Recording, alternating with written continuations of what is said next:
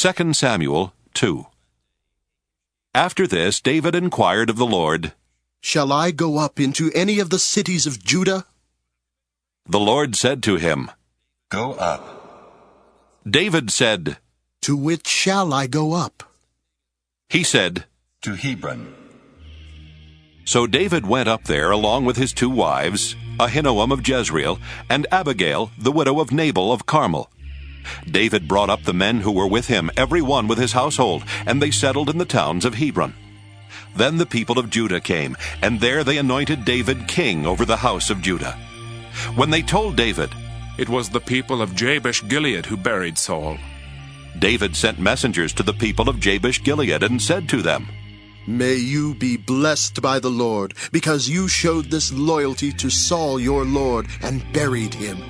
Now may the Lord show steadfast love and faithfulness to you, and I too will reward you because you have done this thing. Therefore let your hands be strong and be valiant, for Saul your Lord is dead, and the house of Judah has anointed me king over them.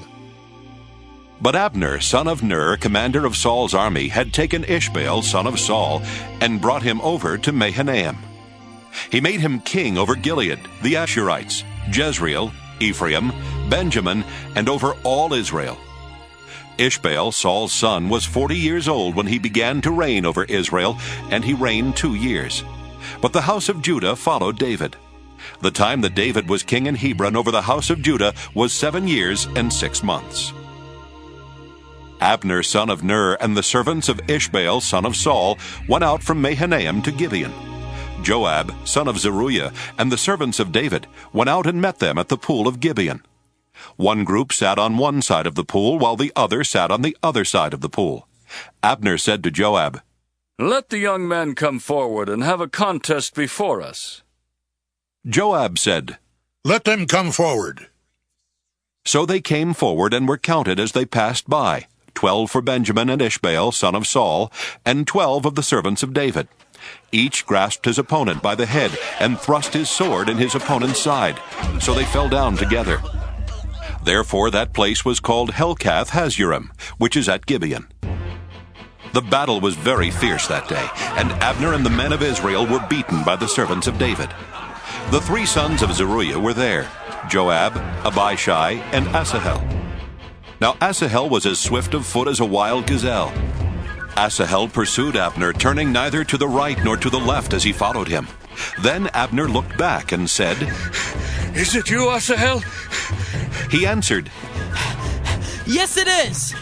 Abner said to him, Turn to your right or to your left, and seize one of the young men and take his spoil. But Asahel would not turn away from following him. Abner said again to Asahel, Turn away from following me. Why should I strike you to the ground? How then could I show my face to your brother Joab? But he refused to turn away. So Abner struck him in the stomach with the butt of his spear, so that the spear came out at his back. He fell there and died where he lay. And all those who came to the place where Asahel had fallen and died stood still. But Joab and Abishai pursued Abner. As the sun was going down, they came to the hill of Ammah, which lies before Giah on the way to the wilderness of Gibeon. The Benjaminites rallied around Abner and formed a single band. They took their stand on the top of a hill.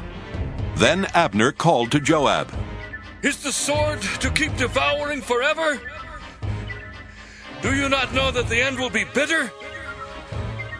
How long will it be before you order your people to turn from the pursuit of their kinsmen? Joab said, As God lives, if you had not spoken, the people would have continued to pursue their kinsmen, not stopping until morning. Joab sounded the trumpet, and all the people stopped.